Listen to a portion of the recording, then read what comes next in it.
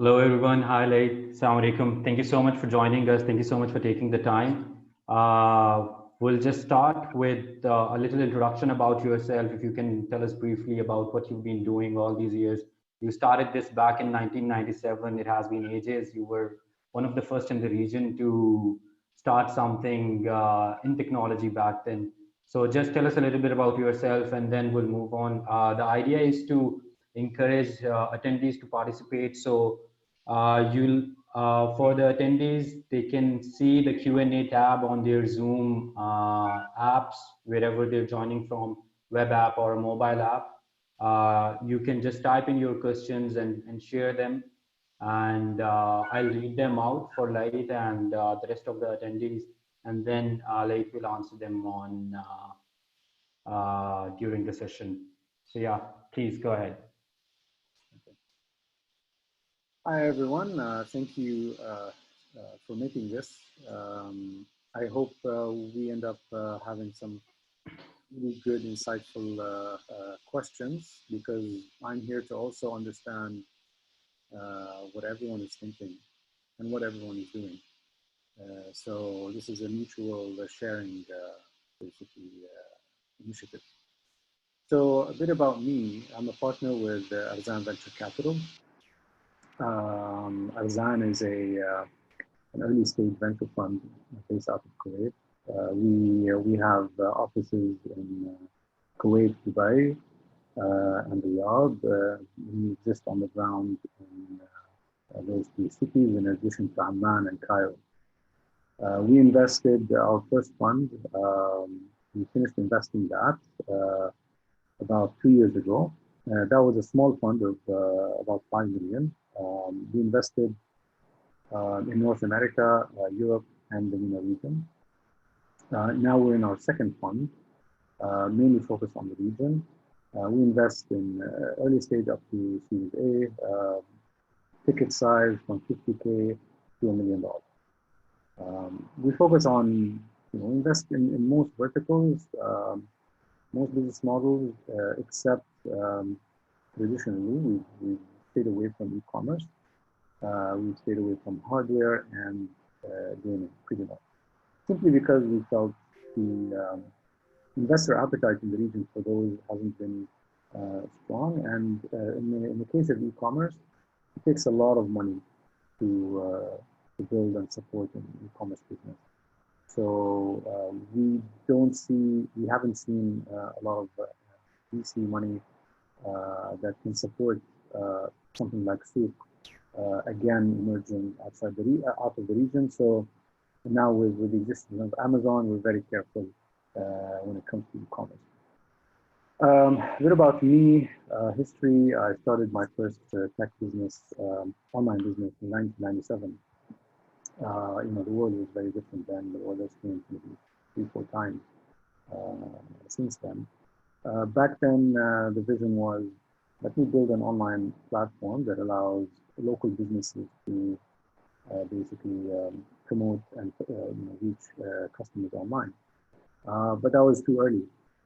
Some people say it's still early for some of our local markets here.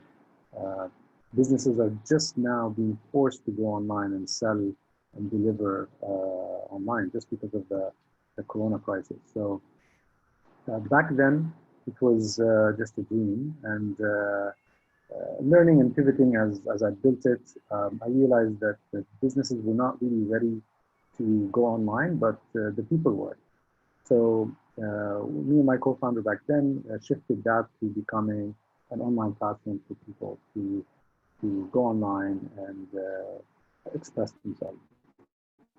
Eventually, we became the largest web hosting and blog hosting platform in the region.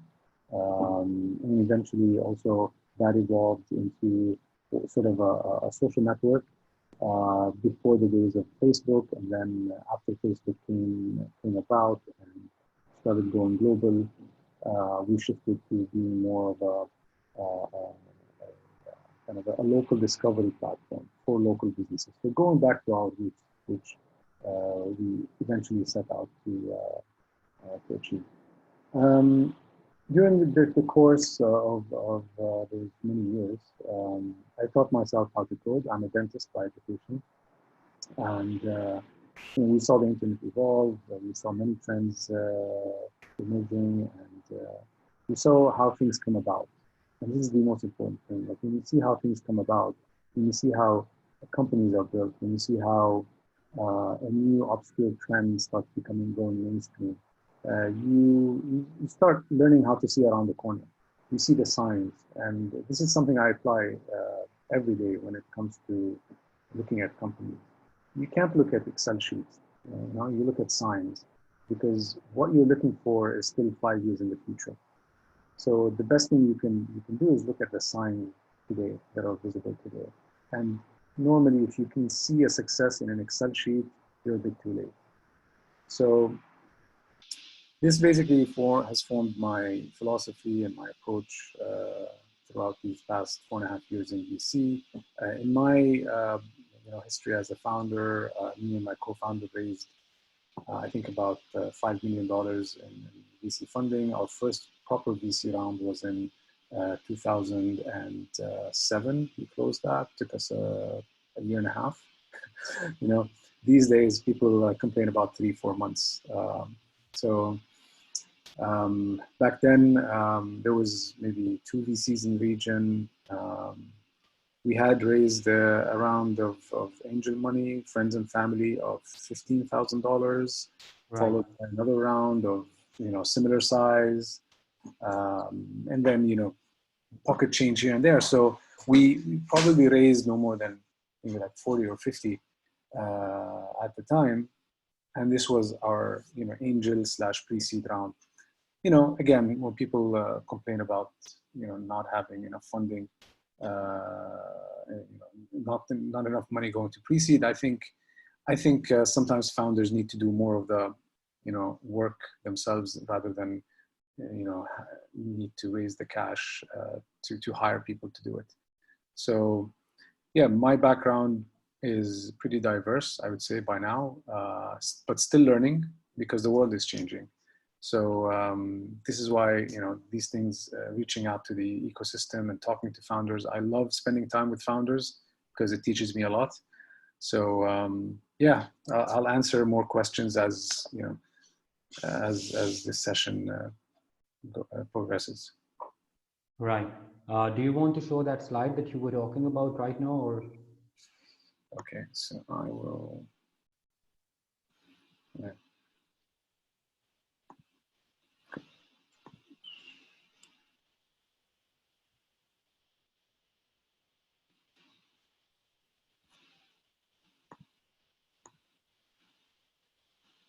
Okay. Do you guys see it? Yes. Okay. So I'm using Google Slides, so let's hope the size and everything. Okay. So basically, this is my view on what founders should expect in this turbulent time. I could be right, I could be wrong.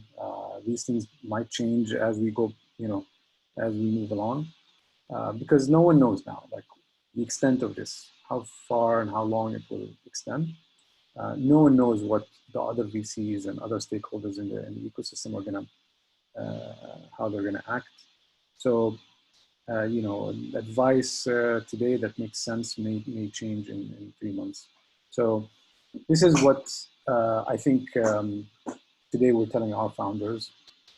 So number one concern is fundraising. Regardless of how you're doing in your type of business, you're fundraising.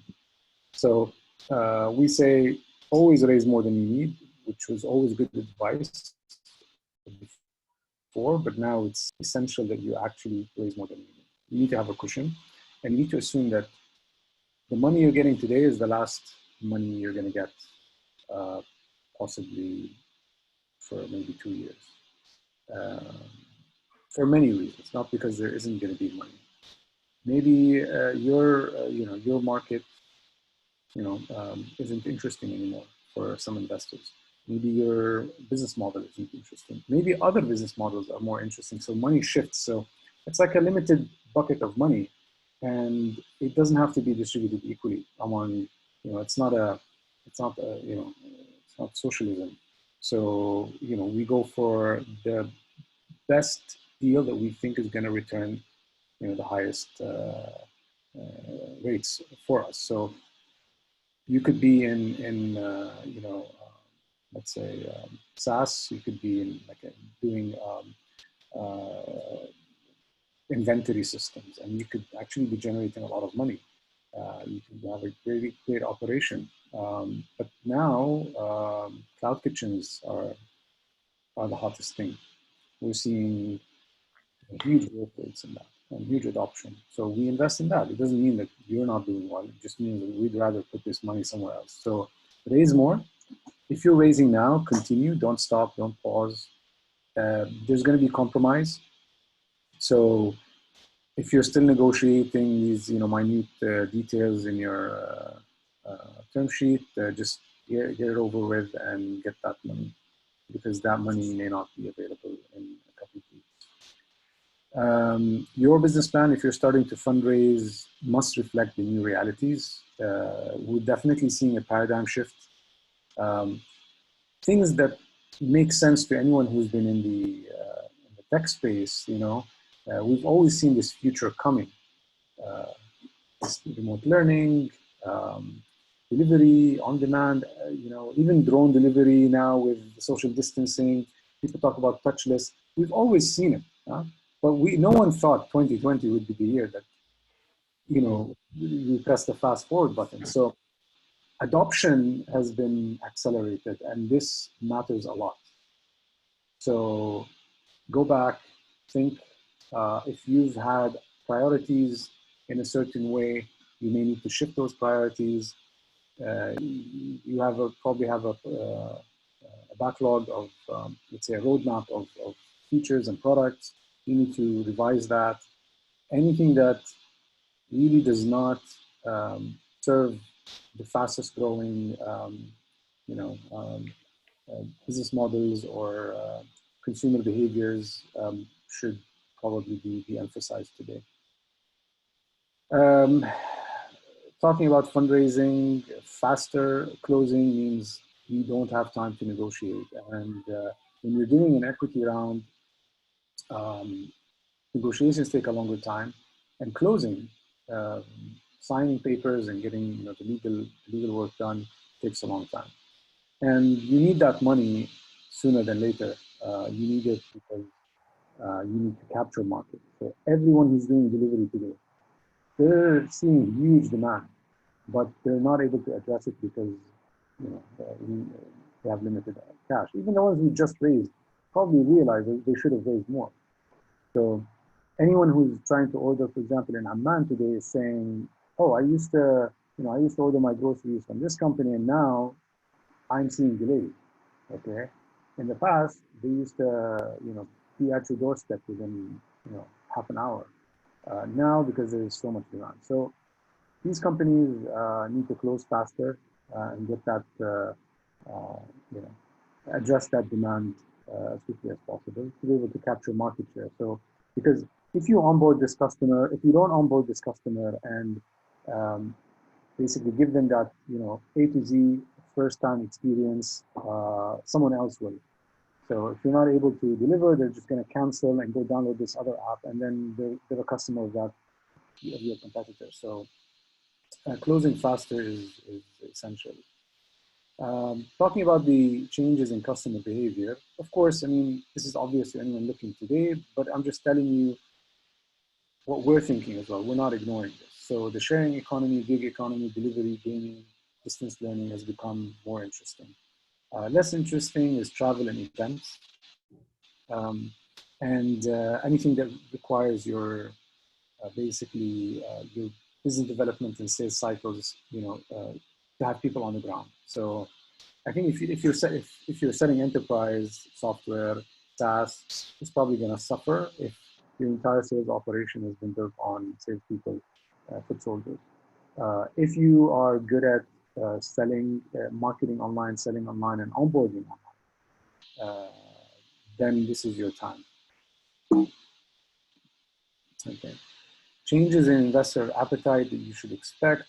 A lot of them will worry about their own kids first, right? So preserving the cash for their own portfolio is going to be the top priority now. So we are talking to all of our companies to figure out who is going to need money down the road and when. And we need to be ready to support the ones that are doing well, so that they don't fail because of our slowness and the lack of cash, just suffocation. Worst case, some will pause new investment activity for a couple of months to try and understand what's going to happen. A lot of them would want to know if they can raise a new fund and how soon they can do that. And that has to kind of be in coordination with the other stakeholders, the LPs, putting money into those funds. Because honestly, we still don't know how all these government funds, all these sovereign wealth funds that have kicked off over the past few years, we still don't know how they're going to react. Initially, we're seeing that there's probably not going to be a change, but you really can't assume that until you really have a conversation with everyone and see their action and reactions on the ground. Expect valuations to go down. What we've seen over the past year and a half is valuations ballooning. Pre-seed valuations have started looking like Silicon Valley pre-seed valuations, seed as well. I think Series A and Series B are a bit more sane because they depend more on numbers and reflect the realities in terms of market sizes, especially. But for pre-seed and seed, it's just it's just like a toss of a coin, and sometimes you throw a number and people bite, and that's it. That's the valuation. So expect valuations to go down because of basically investors being cautious at this point. A lot of issues around hiring and talent, managing employees and managing burn. So I would say there's been a hiring frenzy when it comes to engineers. And there are, I think startups, especially in pre-seed and seed, don't need that many engineers. They need a few brilliant engineers. And typically, the most brilliant engineer in the company should be one of the founders in a pre-seed or seed company, which means you're less at risk if you can't hire more engineers. So I would say squeeze more out of your existing tech teams. Hopefully we don't see rising unemployment, but I think just taking things back to reality, we've seen companies hiring absurdly large engineering teams for I don't know what, honestly. So preserve that cash to hire revenue generating jobs, basically salespeople, marketing. Customer support is essential if you're in e-commerce and delivery, because a good customer experience is what you're out to deliver. It's not the tech, it's not the app customer experience I'm talking about. I'm talking about order, like proper, close, timely order fulfillment from A to Z. From the moment you get that confirmation email that thank you, we received your order, and to your order is being picked up and your order is on the way, and meet the driver out in 5 minutes. This thing, I know it's tech, but it is really about customer support, because ultimately, if the customer loses an order or misses an order, or is not there to receive it, and you build for those scenarios. You don't always build for the successful, happy scenario. Okay, and a lot of companies miss that. They don't build for what if your order is delayed? How do you tell you? What if you can't be there to meet the driver? Okay, how can you get in touch with us and tell us? What if for some reason your order dropped, or the driver made an error. How do you address that? And having good customer support people who can keep people happy when these stressful situations or scenarios occur, especially under these quarantine lockdown circumstances, I think is important. So I would definitely prioritize customer support over anything when it comes to e-commerce. Other than being able to actually put drivers on the road. Another thing I would worry about is premature death. If I was a founder, doing well, I would worry. I should worry. I should be paranoid, as I said, about not being able to raise any more money, which will cause your premature death. A company dying because it's not doing well is fine. It's just the nature of things. But now moving forward, we're probably going to see companies that deserve to survive, but just don't because of other factors. So I would look at synergies with my competitors. I should start thinking more win-win, and having a piece of the pie as opposed to none of it, as opposed to going for 100% of nothing as the typical mindset is in emerging markets, which I still see in our market. So look for potential, look for a plan. Always have a plan C. If all else fails, who can I merge with? Who can acquire me? Okay. And for founders who are just building companies, just starting, I would say this is actually your time, because no one's going to expect you to make money for the next year, which means you're in a good position. If you manage to actually raise that pre-seed money, this is the best time to build transformative businesses. So I think it's a good time overall. If we look back at history, some of the best companies have been built under similar circumstances, like I would say like a crash or a recession. In the first dot-com bubble gave us PayPal. If you know the story of PayPal, basically it was two companies that merged after the bubble because they knew they would not each survive on their own. It was Elon Musk's company and Peter Thiel combined the two companies, and the rest is history. So yeah, I think these are good times, but we just have to be brave enough. Okay, this is it. This is the end of my presentation. I actually have a lot of questions around that, but I think we'll just skip to what attendees have been asking, because this is what this session is for. We have Dennis asking. Okay, so he's probably asking a lot of questions, but I think we're going to pick one of them, which is, what are three most important decision criteria for an investor to invest in a company or not? So maybe you can tell us about you guys. How do you select the companies to invest in? What are three most important things that you look at? Okay. I'm going to talk about our philosophy in general, not under COVID-19. True. Because I don't think this is how we should be thinking. It's good to be vigilant in these times, but it doesn't change our philosophy. Right. So who we are is we believe in people. First and foremost, it's really about the team. We look for a team trying to solve a big problem in a massive space, in a massive market. We look for founders with a strong technical background, strong technical skills.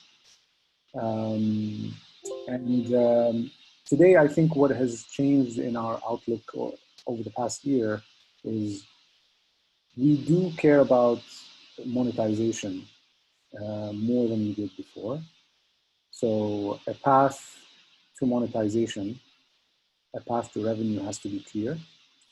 We invest in pre-seed but I wouldn't say that that's, we take a very small risk. We invest 50K in pre-seed in teams who we believe have a great idea, big space, but still haven't quite figured out the revenue. Other than that, the majority of our fund goes into companies that have figured that out. Right. I hope that answers the questions of Dennis. The next one is Harsha from Kuwait, who's asking, in your experience, how prepared are the e-commerce startups in Kuwait in terms of presenting themselves for a fundraise? What can help them become more prepared? So there are actually a lot of e-commerce startups that keep coming out of Kuwait. I mean, first we saw in food delivery, then Boutique. I keep hearing about another e-commerce startup that perhaps sells these Arabic perfumes. We keep hearing about some really big, startups coming out of Kuwait. Anyway, let's just go back to Harsha's question. Yeah, so the interesting thing about Kuwait is actually we aren't seeing that many startups in general seek out VC funding, simply Right. because they are quite well funded, self-funded. So, See. I mean, Boutique, we approached Boutique when they were first. It was early on, not when they launched, but right after, when they started going to the Saudi market. Right. They said we started the business with, I'm not going to say the number, it's actually a huge number, and of their own money, like millions, okay? Right. Their own money, personally.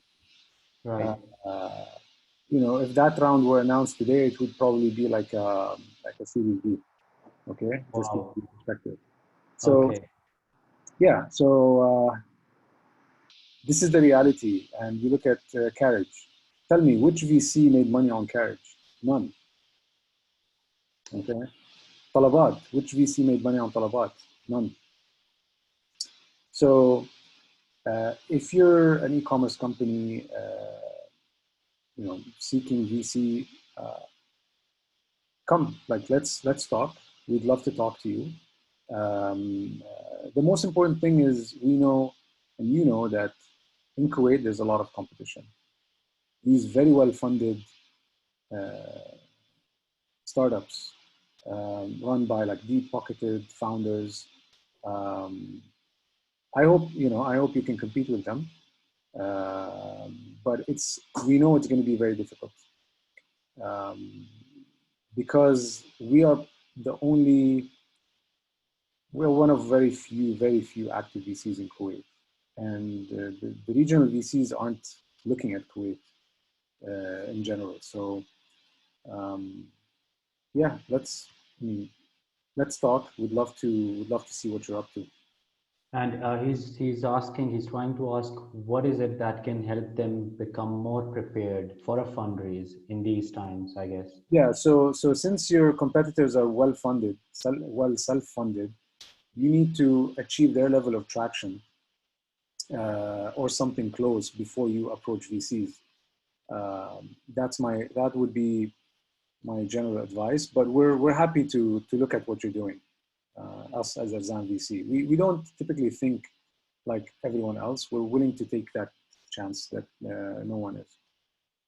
Right. Maybe at the end of the session, like, can share his email address or contact details, so anyone who would like to reach out to him can do it that way. Sure.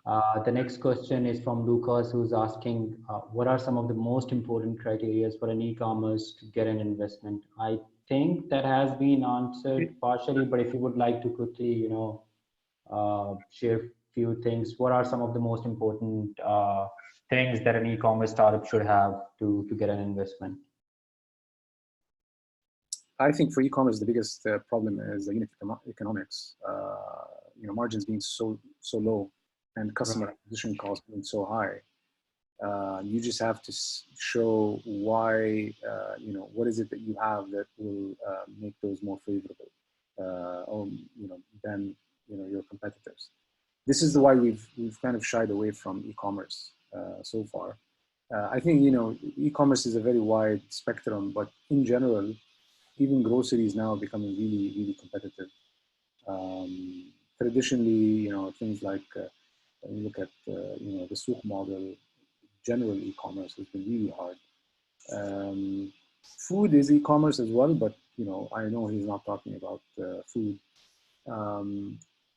So if you're talking general e-commerce, I would say God help you. But it's really your unit economics. How can you acquire customers cheaper than your competitor?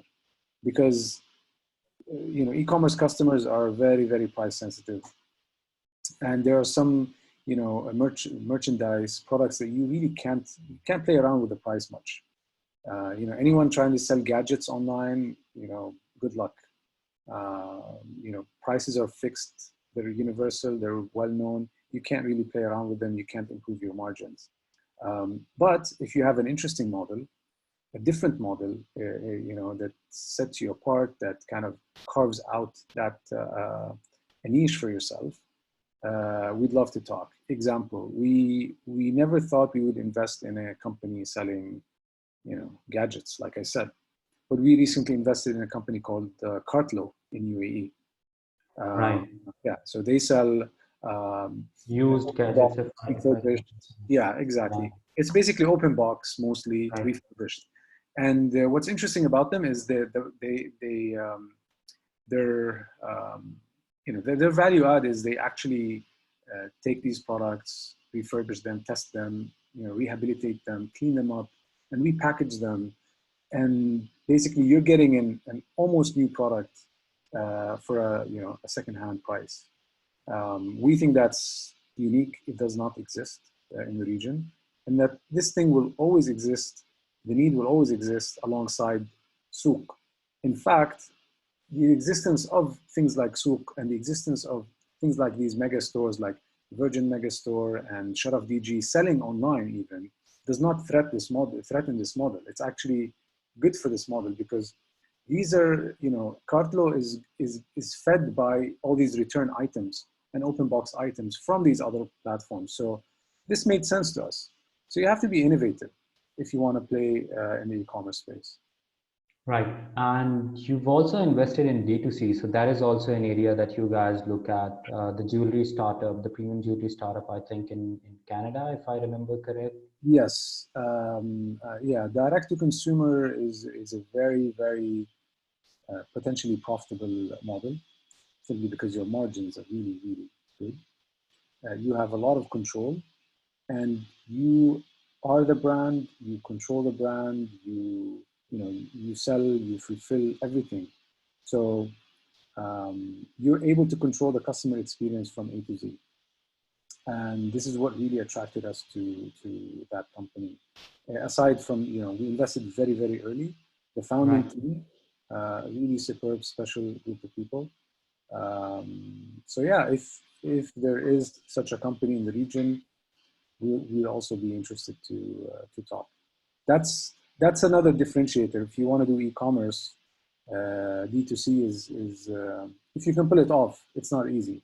D2C could be your unique value proposition. Right. Okay. So Muhammad is asking, what's happening these days? Has Corona made any effect on closing cycle of startups to raise funding? I think this is what he's trying to ask. Has it extended the cycle to close funds for startups? Are you taking deals taking longer than usual to close? It's too early to tell. Most VCs now are still going through the pipeline that they've been working on. So we have a bunch of companies that we're closing now. That hasn't slowed down, but is it going to slow down our next cycle, our next batch? We still don't know, because it is something we're starting to get a feel for. Are we going to suddenly look differently at the batch of companies that we had lined up, given the new realities, the new paradigm that's happening? So I don't know if that answers. It's pretty much, it hasn't slowed down because it's still too early. Right. Will it slow down? Like I said, try to close fast regardless, because you don't know when it's going to slow down.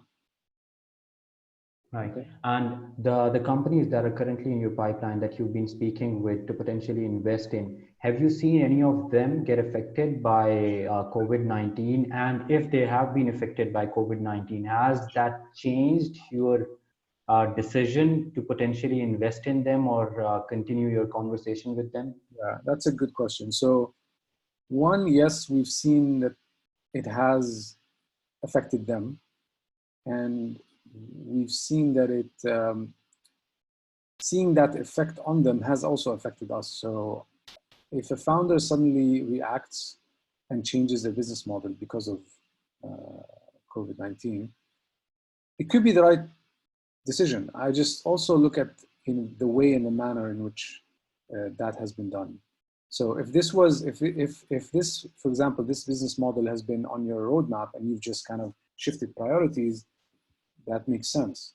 But if you suddenly drop that in your roadmap, I'd want to question, how you did that and whether you really believe in it, and whether, if we weren't living in all this, would you actually change that? Okay, would you actually have made that change? So yes, it does have an effect. What I would advise against is having these knee-jerk reactions. Everybody now just wants to do remote whatever. Right. If you're doing tutoring, you're like, yeah, let's just add remote tutoring. If you're Right. doing coaching, if you're like doing ClassPass for the region, and you suddenly do, oh, let's do remote coaching. Man, remote coaching destroys the ClassPass model, all right? It Right. destroys the whole like physical gym model. You can't be doing both, okay? So you either this or that. You either have a firm belief that people will want to go to gyms and this will never go away, or you have a firm belief that that's done. No more gyms. Fast forward 10 years, going to a gym is going to look stupid. You have to have a belief. Investors always kind of follow this, I mean, not a dream, but like you have to have a vision that you believe in. If you believe in it, people will follow you, even if it's wrong, even if at the end of the 10 years, we end up hitting a wall. It's just today you need to get people to follow you. And if you don't believe in what you're saying and doing, no one will. Right. We have a lot of questions from the audience, but I have a follow-up here.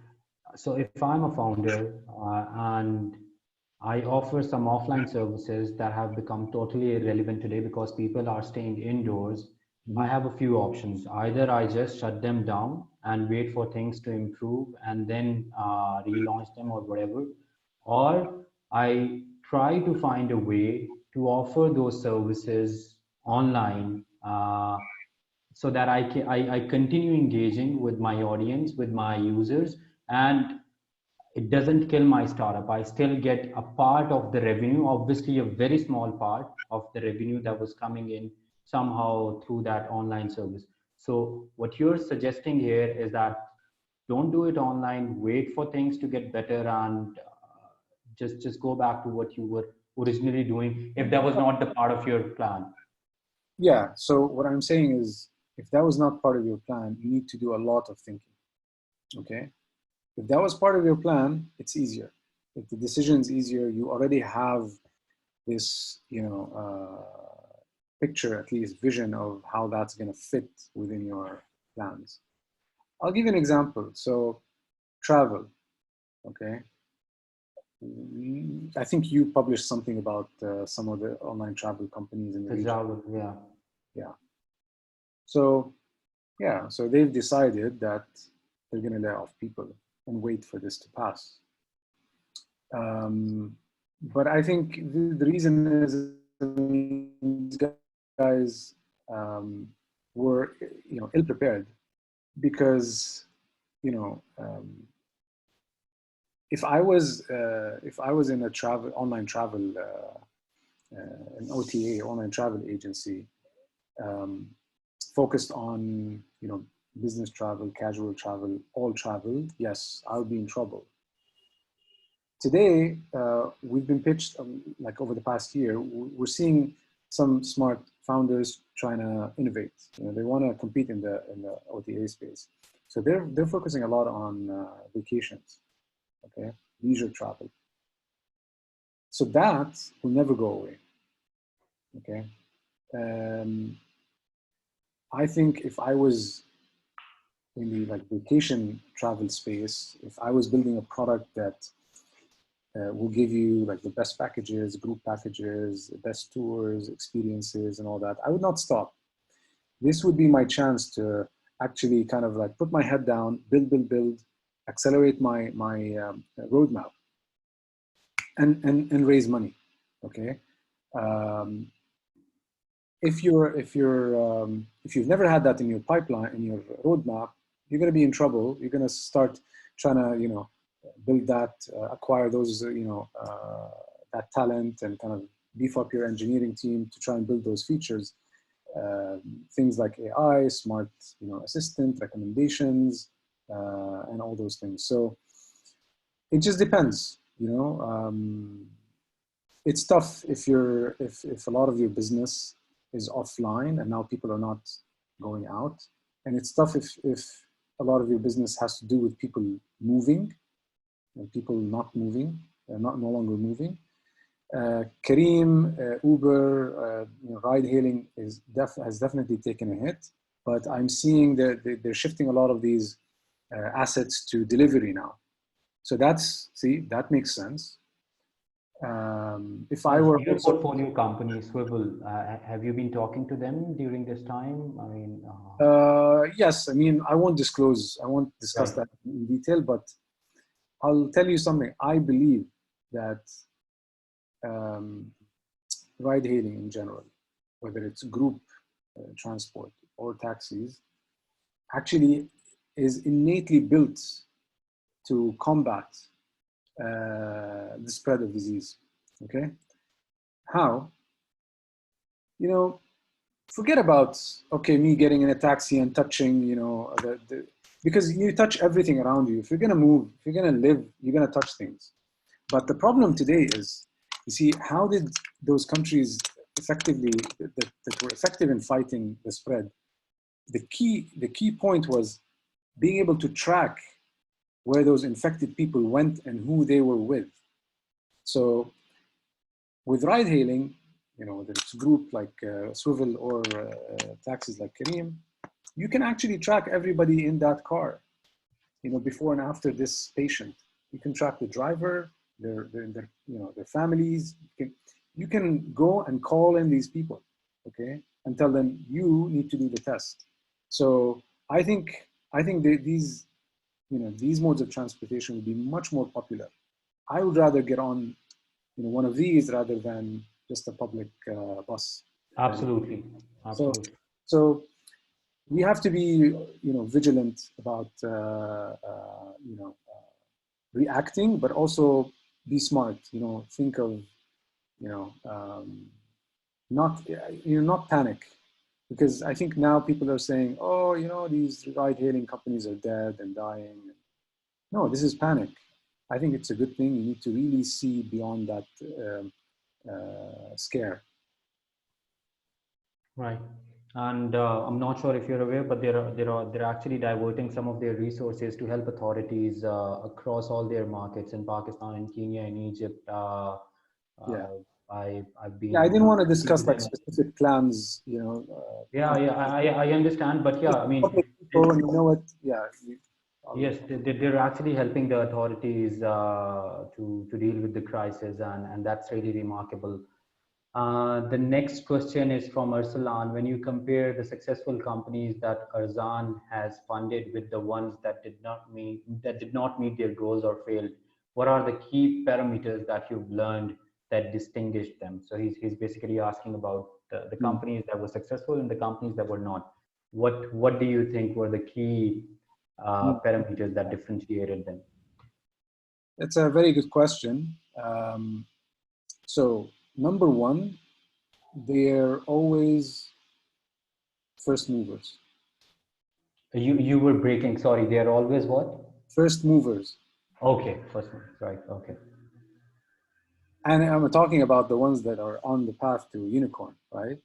Not, there are many, many good companies that will grow, like return your like 3x, but we're talking about 10, 20, and potentially more, 100x. These are always first movers. And the second thing is you have, very, very strong conviction in the mission to solve the problem that they're trying to solve. I see a lot of companies emerging out of competition programs and accelerators and initiatives, and like now you're going to have a lot of these competitions and how to solve COVID. If your startup can help address the COVID crisis and similar crisis in the future, please apply. You don't wake up one day and say, oh, okay, so now there's a competition for COVID-19. I'm just going to apply. I'm going to think of an idea. Okay. Right. It never succeeds. Okay. And that brings me to my third point, but I'll talk about that in a bit more detail. So, and that conviction comes from a very, very strong and deep product, a deep founder market fit. Okay.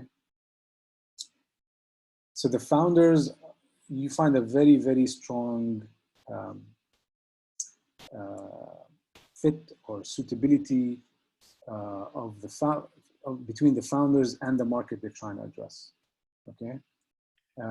In many, many ways, in many times, you can actually see, the founder being being a customer or being a user, or actually doing the work. For example, we invested in Trucker, in MENAbytes, and MENAbytes, they're a family of jewelers, okay? Third generation jewelers. They know the business inside out. They know the nature of that business inside out. They've themselves worked in the family workshops. With Trucker, I spoke to Pradeep and Gaurav the first time, and what struck me is, these guys can be sitting with, the truck drivers and talking to them, and you wouldn't be able to tell the difference, right? They're very sophisticated, very refined, and like very, very clever people, but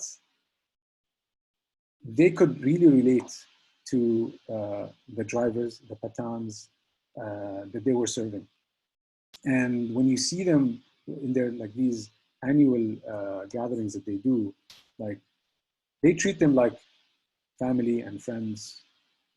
There is no divide, so I felt that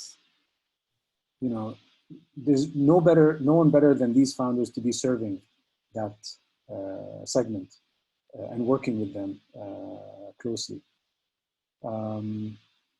Lunchon is one of our best companies, and the moment I met Zaban and Dana, they said, we take it very seriously that we want to help people eat better. We want to feed people at work, because that's when people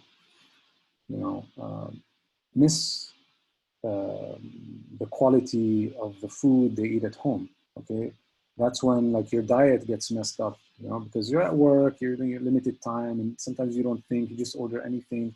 So they had, they were really passionate about making a difference in people's lives, and they were adamant about it. No one wanted to be building a food delivery company, and even like 3-4 years ago, it was still becoming really crowded, but they wanted to do it. They believed that it should be done. And Kareem, everybody knows the story of Kareem. I don't have to say it. And the fact that Mudassir and Magnus drove taxis, actually drove people during the first days of the business. and that they have a passion and really about, really solving that and helping people, not just, not out to build a unicorn. A lot of founders approach this with, the sense, the attitude is, I'm going to build the next unicorn. That's not how you do it. Okay. You say, I'm going to solve this problem. I'm going to kill it. I'm going to destroy this. I'm going to win. And then you make money along the way. So I think these are the most, and going back to accelerator programs, we have not seen a single massive company. I wouldn't say a single, because I haven't seen everything, but I personally have not seen a company emerge out of an accelerator program, like a unicorn, like on that scale. This says something, right? The statistics don't lie. And going back to Kuwait, the fact that it has produced mini unicorns without VC funding tells you even more. Okay, the fact that just smart founders with a passion and a drive to solve a problem, if this is coupled with like the right timing and the right market, that's a winning formula. You don't need VC money even. If you have the money, it doesn't have to be VC money. You need money, yes, but people argue VC, can add value, and what's the value of bringing a VC on board and having a board, a board and board members and board meetings and reporting. It definitely can add value, but it's not necessary. If you have great founders, if you have, the right product market fit at the right time, and you have money available to you, you don't need a VC. So let alone an accelerator program and some training and, attending sessions and going to a demo day, So I respect those programs in terms of like the effort and the impact that they're making, because they are making a huge impact. Founders may not succeed on the first, try after graduating from an accelerator program or a competition, maybe the second or third time. I don't know, but yet I have not really seen a massive company emerge out of those things. And you at Arzan have not invested in any company that you met at a demo day or through an accelerator yet?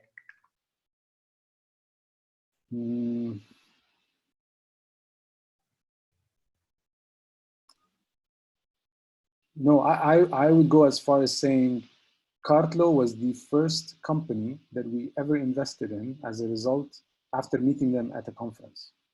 See, not even conferences are a good source of great companies. And, Cartlo is still very early. So, but we were really impressed with execution so far. So. Right.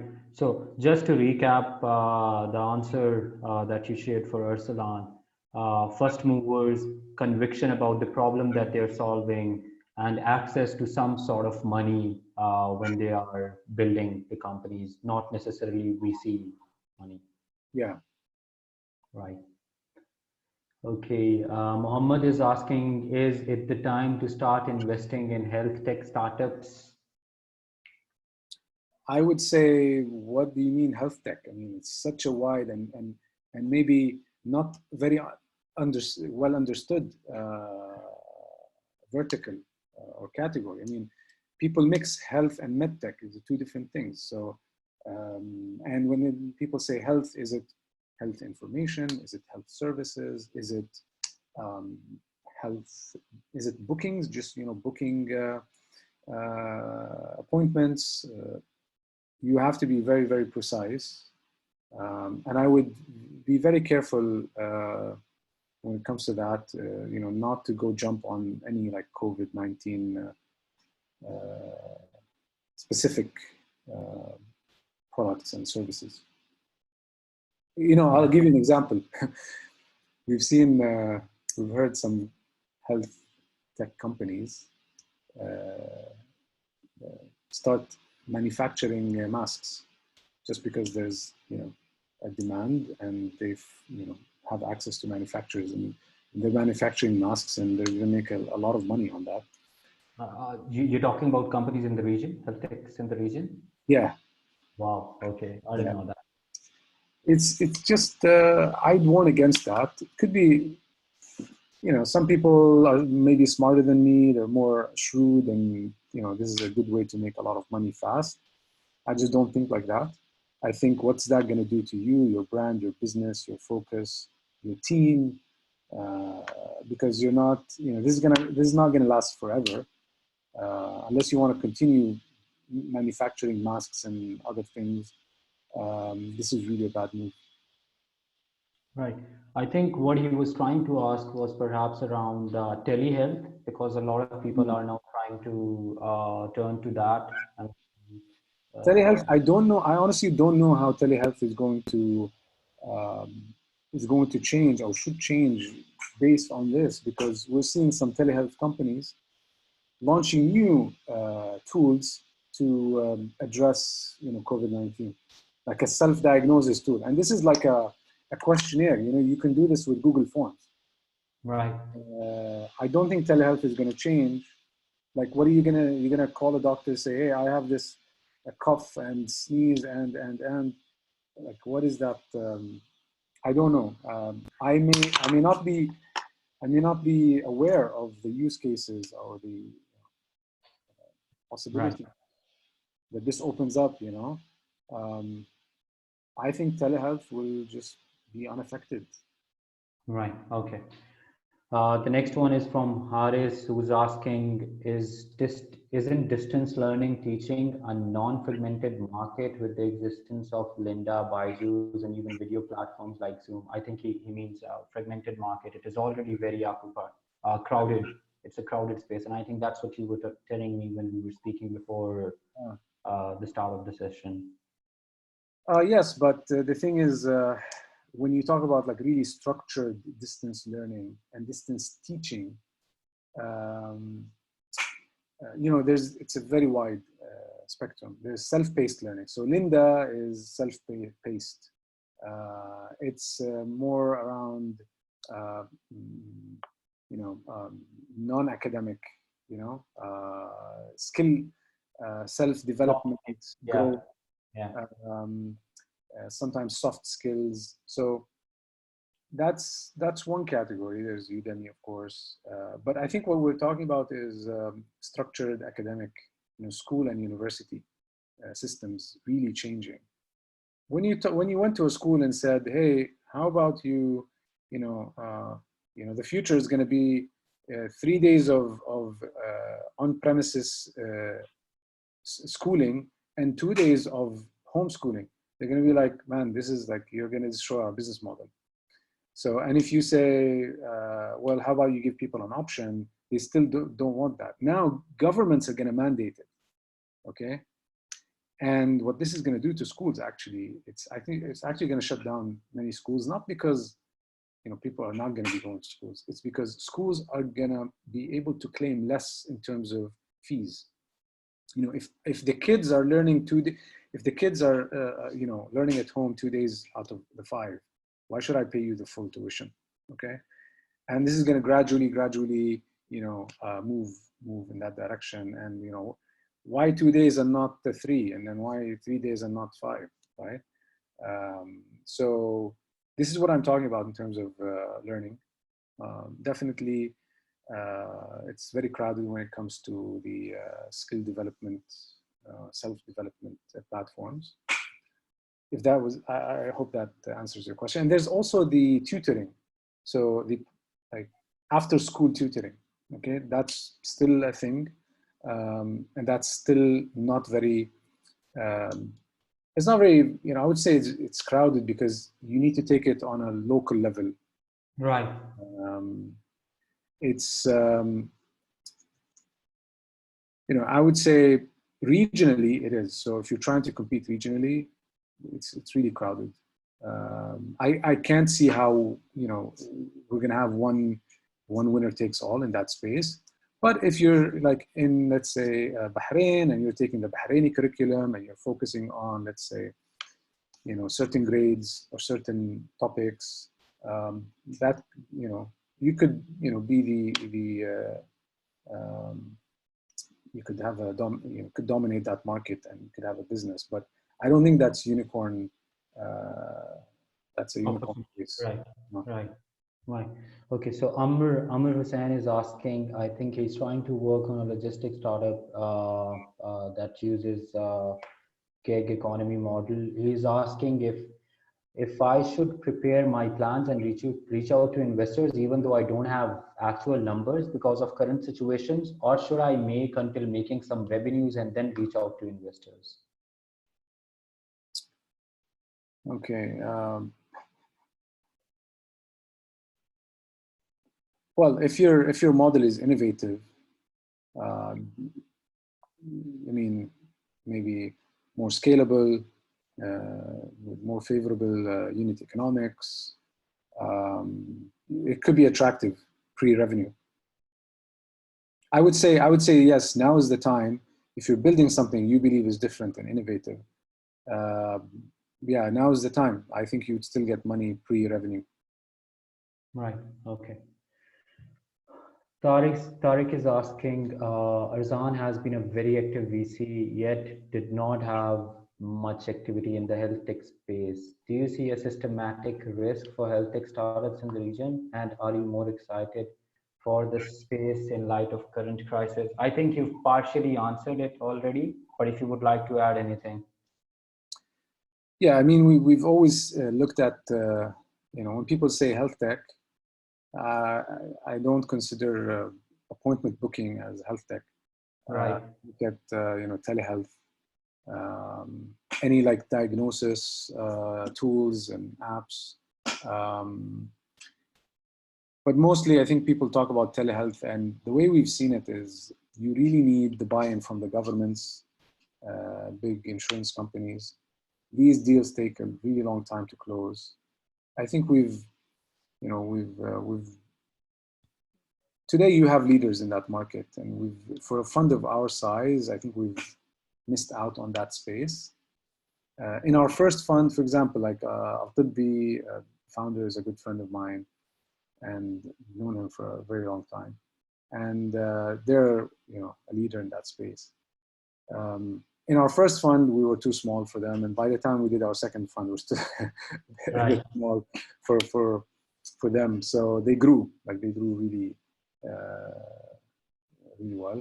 We may, you never know. We may invest in something. It just has to be the right combination of, the right timing for our fund to be able to get the returns that we are hoping. Because you invest in something, you hope that you should, in theory, be getting,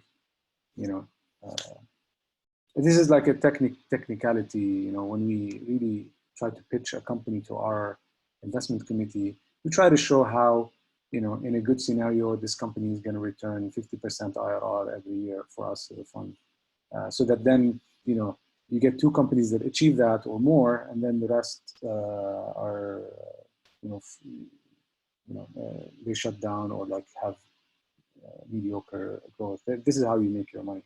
So I don't know if we can find a company at the right time in its growth, in its lifetime to invest for a fund of our size. Right. Okay. We have this question from Mansoor. They have spent their own funds developing and marketing their brand based on the feedback during marketing and engaging directly with potential customers. They saw an opportunity to disrupt this industry, this gap in the market. Okay, that's a very long question. They're trying to ask, will we be considered a pre-seed or seed company? No. I think you can perhaps share a general answer around pre-seed and seed because these are a lot of details, and I'm not exactly sure what he's trying to ask here. But if you can just quickly tell us the difference between pre-seed and seed companies. What I see here in MENA, people trying to use sometimes the label of pre-seed even for seed companies, and sometimes using when they're making announcements of their investment rounds, using the label of seed for their Series A rounds and something. This is just to create perhaps more hype around announcement or whatever, but if you can quickly tell us the difference between a pre-seed and seed company. Yeah, we define a pre-seed company as a pre-revenue. Okay. Right. Okay. So even I would say pre-traction. It's good if you have some indicator of customer adoption, Right. and some signs of customer behavior, so that we can really understand if people are using your product as intended and if people are coming back. And so I wouldn't say traction as in like when people talk about traction, they say it's considerable traction that's growing. For pre-seed, we don't require that. It's good to have it, but definitely not revenue. Because if you're revenue, you won't fit in our pre-seed kind of a criteria.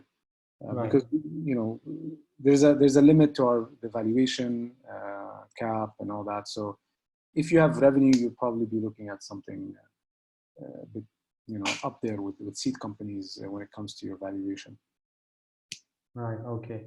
Then there is this question from Mustansir that I don't understand. Maybe if you can rephrase it. An anonymous attendee is asking us if you're aware of how some other VCs in the region are changing their investment strategy due to impact of COVID-19.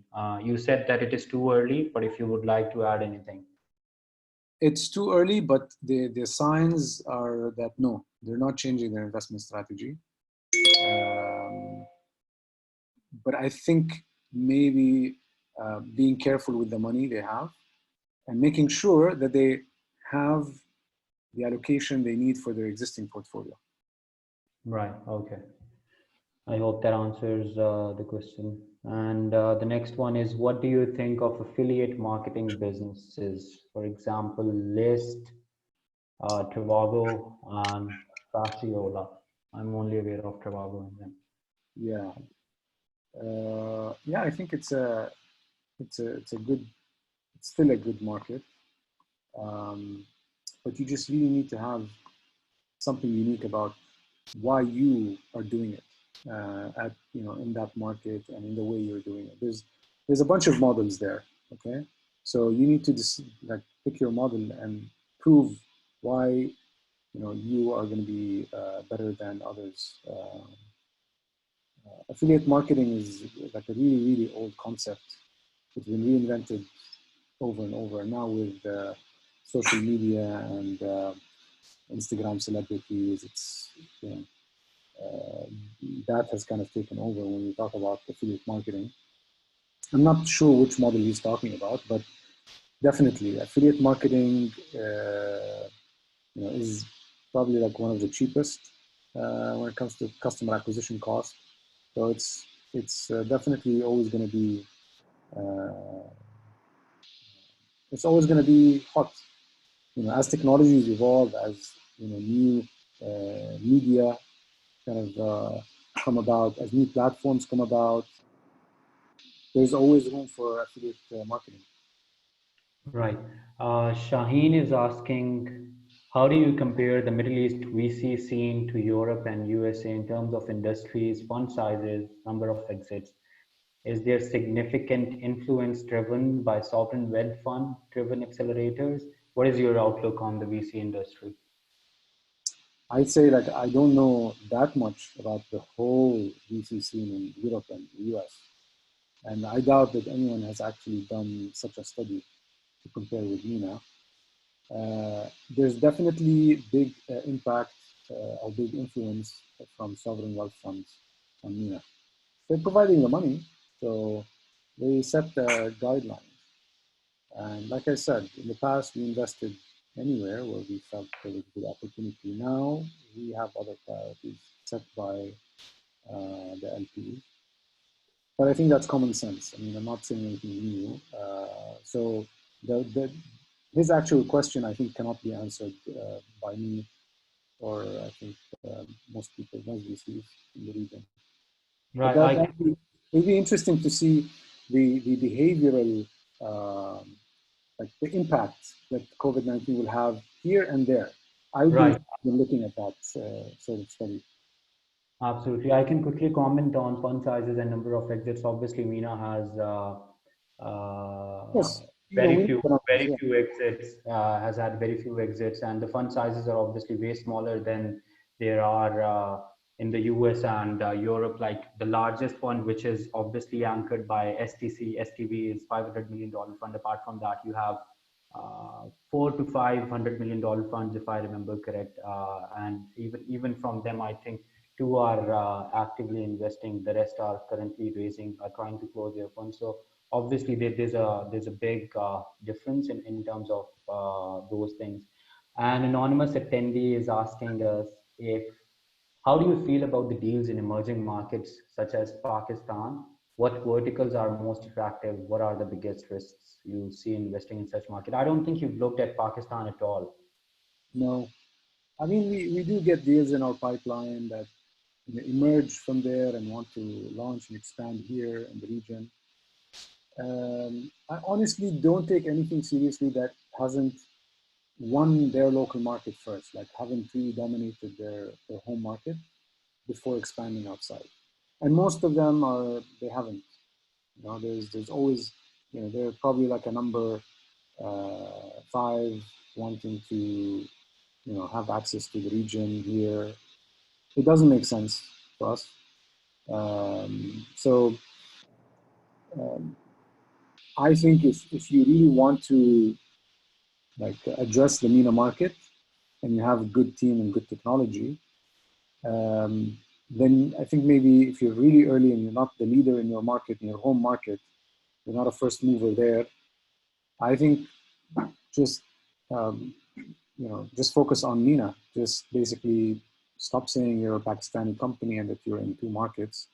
Just come here and try to build something here better than what exists, and leverage your, you know, tech team in Pakistan and maybe the insights that you have from the Pakistani market, you know, and from the experiences of the market leaders in your home market. Right. I think one of your portfolio companies have their tech team based out of here, Pakistan. Yeah, Lanchan has a big tech team in Pakistan. Yeah. Okay. I think the same anonymous attendee is perhaps asking us another question. Can you give an estimated range of valuation cap on saves for level companies in the region with sign-up traction, LOIs, but no revenue yet? Okay. So this would be, you know, something between a pre-seed and the seed. I don't take LOIs very seriously. Okay. Sign-up traction depends. I mean, are you talking about SaaS? Or are you talking about? Let's just say that they're talking about SaaS. Let's just assume for the sake of it that either they're talking about SaaS or marketplaces, if you can answer for both of them. So for SaaS, depending on the technology and how difficult we believe it is to build, you could get like seed valuations even if you still don't have any revenues. For marketplaces, because we know how difficult it is to actually get transactions moving and to basically monetize marketplaces. And there's a lot of moving parts, you know, when it comes to marketplaces. I would still consider that a pre-seed. So valuation cap for a marketplace that doesn't have any revenues, but just sign-up traction is probably not gonna exceed $1 million.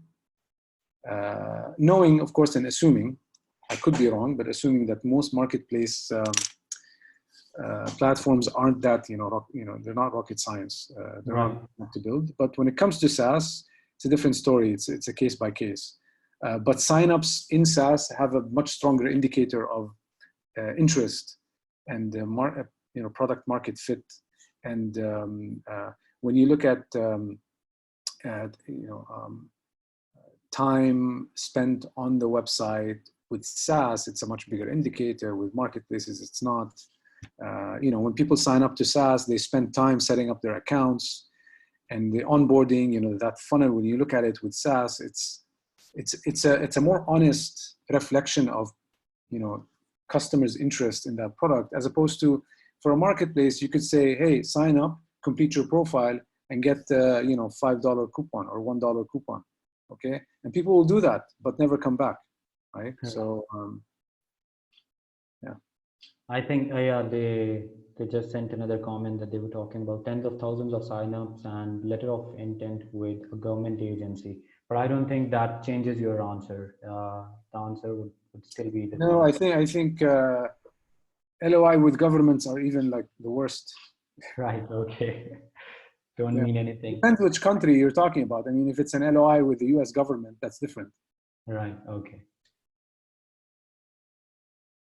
Okay, that's about it for the questions that we had. And there were some questions that were left in the chat. Brendan, I'm not sure if he's still there, but he had asked, how do you feel about deals in emerging markets such as Pakistan? Okay, you've answered that already. What verticals are most attractive? What are the biggest risks you see in investing in such a market? So apart from MENA, the investments that Arzan has made have been in the companies that were founded by founders who were originally from MENA, right? You've not invested out of MENA yet. So either it's a MENA-based founder or a MENA-based company. Yes, yes, pretty much. Right. Okay. And that's what you plan on following for. Yeah, I mean, naturally, I mean, you have to find that connection with the company. Right. You have to feel like you can work with them. So because the earlier they are, the more important that aspect is, and the later they are and the bigger they are, you can just go online and buy the stock without even meeting the people in the company, right? So that's where we are. The personal aspect is very, very important. At least you have to have met them once or know someone who knows them, so that you can build that relationship. Right. Okay. So we have these last few minutes. If anyone would like to ask questions, otherwise I had few. You've been saying that COVID-19 has not changed how Arzan or most of the VCs are planning to invest in the next few months at least. But you're saying that you will be engaging more with the companies that you've already invested in and try to see how you can provide support to them. The support that you're talking about is support on a financial level, or maybe trying to engage with governments and find ways to help these companies in different ways. What kind of support are we talking about here? So number one is to make sure that we know what their funding needs are, Right. way ahead of time. So usually we wait for them to tell us, or we wait for the monthly updates, and they say we expect to start fundraising in 2 months or next month. Now we need to pull that information from them. We need to preempt, and even if it's 6 months away, we need to get that at least that kind of hypothetical date, so that we know what we can allocate. In terms of support, whatever we are doing, we need to step up. Lobbying with governments, helping recruitment. We're very big on recruitment. Even now, help with layoffs, help with HR policies, shifting people from full-time to part-time, from work from home even. These things are some founders don't know how to do, or at least they're going to take a lot of time for them to do, and they have a lot of other issues to worry about. Yeah, so one thing we found interesting is a lot of VCs focus on helping startups hire people, but not fire people. And, Right. Sometimes restructuring and downsizing is part of growing.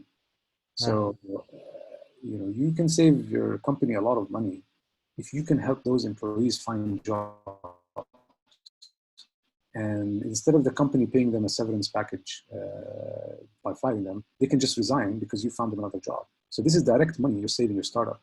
And those people, again, those same people leaving this portfolio company for downsizing and restructuring, you can take for other companies, because these come like well-trained and prepared, and so why lose those candidates to someone else? So it pays to be active on many levels. Right. We have this very interesting question from Yusuf. I think I tried asking this earlier too when we were speaking before the session. We discussed businesses raising funds from VC funds. How do you see the environment today for VC funds themselves raising new funds versus investors wanting to invest directly in companies rather than these VC funds? So we're actually seeing a lot of family offices setting up their own funds in the region and deploying the capital directly instead of taking the VC route, becoming an LP in VCs. How do you see that? I mean, do you think this COVID-19 is going to change anything around VCs raising funds from the family offices and other, obviously, sovereign wealth funds and all from the region? Okay, so it's two things. When it comes to sovereign wealth funds, I don't expect a change. Right. But we hope that this is the case, because you don't know what agendas the governments have, what priorities now they have. Now with the oil prices also going down, you don't know. Hopefully for the VC and the ecosystem at large, the money committed has already been committed. Okay. Right. And it's a plan that will not change. Like, it's not going to stop. Right. Because the way I see it, like, if you stop now, you're basically burning everything that you've done previously. You're going to have to start over. And I don't think they're going to do that. Now, when it comes to family offices, it actually has been a problem. When you see family offices launching their own VCs without prior experience, opting to manage the money themselves as opposed to giving it to VCs to manage. Some have done it well, some haven't, and I think some will lose money before they realize that this is not their game. I think now we're going to see less of it. See, because those family offices, they're not in the VC business. They got in because they were pitched by VCs first. So they're like, hey, like, let's tell you about the startup space, the technology, the opportunity. And then once they're sold on this, startup ecosystem, the question is, do we give this money to a VC to manage, or do we do it ourselves? Some of them have opted to do it themselves, but now I think they're not going to want to invest in the space at all until things settle down. They have so many issues. A lot of them have lost a lot of money in the financial markets. So I'm sure they no longer have that excess cash to just throw away at startups. I think it's a good thing. I think it's going to work like in VCs as well. I mean, if some family. Well, they weren't deploying in VCs that much. Don't think. Right. Okay. Not a huge, most VCs, I think, probably like 80% of that money, or 90% even, came from the sovereign wealth funds. Right. So I don't think it's going to have a huge impact on the VCs, but it's going to have an impact on startups and the valuations, which bring things back to normal. Right. Amr is asking if pre-seed startups should prepare their plans for the next 2 years, or do you have any other perspective due to the uncertain future? I'm not really sure what this means, but if you understand. Please prepare the plans for the next 2 years. Pre-seed, it's tough. You need cash to get to the next level. But I would say just start building, because this is the time. You should not need a lot of money to build if you have the right ingredients, right? Like, you have to have a tech founder, one or more, on board. If you still have to hire engineers, expensive engineers, don't start. So you should be good building for 6 months without funding, because one, if you have a job, keep it. Use that money to fund your development. Make it your night job. Okay, don't make it your full-time job. Right. I think you can pull that off for 6 months, maybe a year even. So that's fine. I don't think you should be like planning too much. 2 years is way too much to plan for a pre-seed company. Just get that product built, launch it, get a few users, get some indicators of customer behavior that could, like, look at some numbers, look at the stickiness, tweak it, make sure it's bug-free, and then think about fundraising. I think that's going to take 6 months at least. Right. Okay. I think we'll take these two last questions, and then we'll be ending the session. There is this: if a VC closed funds from limited partners, can the LPs withdraw their commitments to the VCs because of the COVID? How does that work? So, look, they can do whatever they want, but of course there are terms, there are clauses that penalize LPs that don't make their payments. Some might think, you know what, it's okay, we have other priorities. It depends on the stage of the fund. Like if you're halfway through the investment period, they probably would have been sent you half the money, and then the cost of pulling out would be really, really high. If you're still in your early investment period, that's a risk.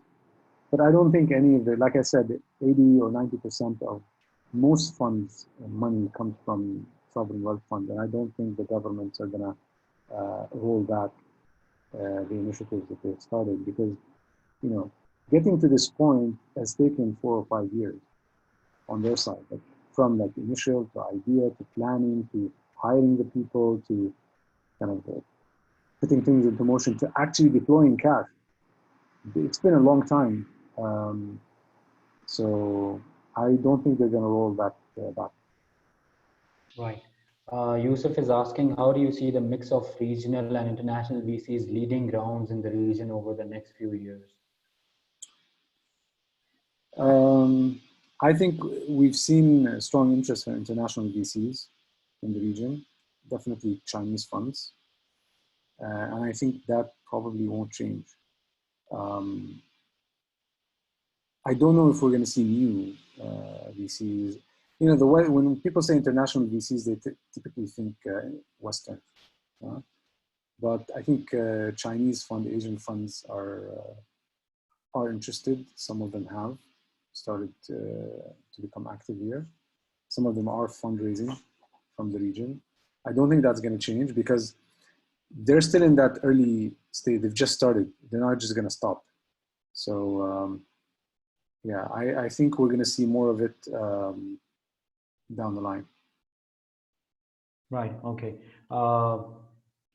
Thank you so much, Laith. One last question. I'd like you to quickly leave a comment for founders who are trying to deal with this crisis, one for employees working at different startups in the region, and one for investors. Probably you've been having conversations with VC, I'm sure, but if you would like to share any piece of advice with the angel investors who are just starting. So a comment for each one of these stakeholders, a quick comment. So for founders, I'd say like bootstrap as much as you can. Don't worry about valuations. You need to, go back to sanity, like reality. Valuations, a few months ago weren't logical. Like on the broader level in general, I don't think they were logical. So don't feel like you've missed out. I think whatever the reduction or hit in valuation that you have to take, it's not a loss. It's just this is what the companies are really should be valued at. So don't slow down or halt your fundraising because your valuation might take a hit. Even in a down round. Well, a down round is like you're to blame for it because you bought into the really high valuations a few months ago. We keep telling people that, you know, yeah, you can fundraise. You'll find people who give you money on that valuation, but what if you get a down round? And people would think, no, there's no way we could, you know, underperform. But no one predicts such situations where you're performing, but the world is kind of. True, yeah. But I think a down round, you know, you have an excuse. It's going to be a down round, but investors won't, you know, won't kill you over it. So it's fine. If you can get money, it's good, even if it's at a lower valuation. Or, you know, worst case, it's a down round. A normal case would be it's just lower than you had hoped for. It's a down round. Right. For employees, I would say, like, use this time to reinvent yourself, you know, acquire new skills, because you need them. Expect layoffs, expect changes. I can't say the extent of these changes and layoffs, but just nothing this big can happen and not result in lots of changes in terms of jobs. Across all the sectors, across all the. Yeah. I mean, if a restaurant is shut down for a month, a lot of other businesses are going to be impacted, and therefore your startup, whatever it does, right? So if I was to advise any employee, it's like learn a coding language. Honestly, today you can get a job, you can make a decent living coding out of, you know, a quarantine room, you know, if you have internet connection and a laptop. Don't, you know, try to find something that doesn't require you to be somewhere to perform that job. And coding is the best thing, the best job you can have in this economy in the future.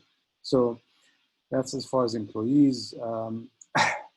For VCs, I would say, like, this is the best time to be investing, specifically in really early stage companies that don't have a lot of burn, that will be building for the next 6 months to a year anyway, can survive on you know, pocket money, but focus on investing in strong technical founders. I think SaaS. I mean, I've always said we're gonna, like, this region is gonna witness a SaaS revolution. I think this, you know, crisis is gonna accelerate the adoption of so many technologies. You know, the obvious thing is remote work and teleconferencing and telehealth and telemedicine. But, you know, now even as you know, restaurants open up and businesses open up, owners and managers would want to remotely manage and remotely monitor and remotely communicate whenever they can, because people got a taste of efficiency and you know, how you can actually do so much without moving. So it's gonna increase the adoption across the board, I think.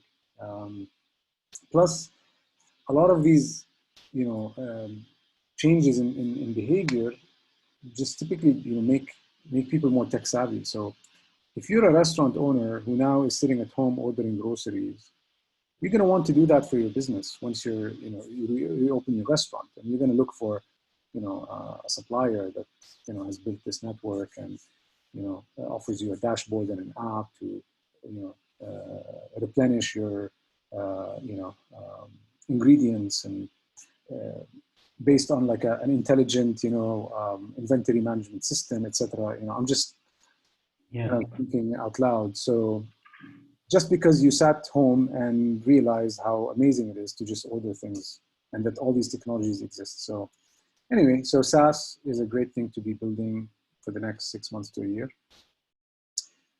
or investing in for that you know, for that sense. So and for angel investors, I don't know, honestly. I don't know. I would say just keep doing what you're doing, because for angel investors, it never, you know, it never made sense. It never will make sense. Right. Why would you invest in a company that's just an idea with this crazy guy who never built a company, right? Right. So, you know, it was crazy then, it's crazy now. So just keep believing what you're believing. If you see an opportunity that sounds like $1 billion opportunity, just invest. That's it. Right. Thank you so much, Laith. Thanks a lot for taking the time and answering all the questions. If you would like to leave your contact information, maybe you can pull up the same slides again and leave it for the audience with your email address on it, or you can say it out loudly, whatever you like. People can reach out to you on LinkedIn, email, whatever. Yeah. Okay. So I'll type my email here in the comment just so that people who attended would in the chat. I mean. Yes, you can do that.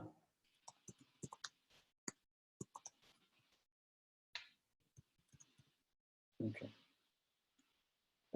If you're sending a pitch deck, okay, I'm just gonna basically reply to this email saying, redirecting you to where to submit that deck, okay? Because we don't prefer receiving emails, decks and pitches through email because it just doesn't go through the right pipeline and channel. So don't expect like a personalized reply, because I expect a lot of emails now after every event, after every big social interaction. So don't be offended if I just reply with a link, okay? Right. Thank you so much, Laith. Thanks a lot, everyone, for attending the session. Stay safe and thank you. Thank you. Thanks a lot. Thank Have a you. good one. Bye. Bye.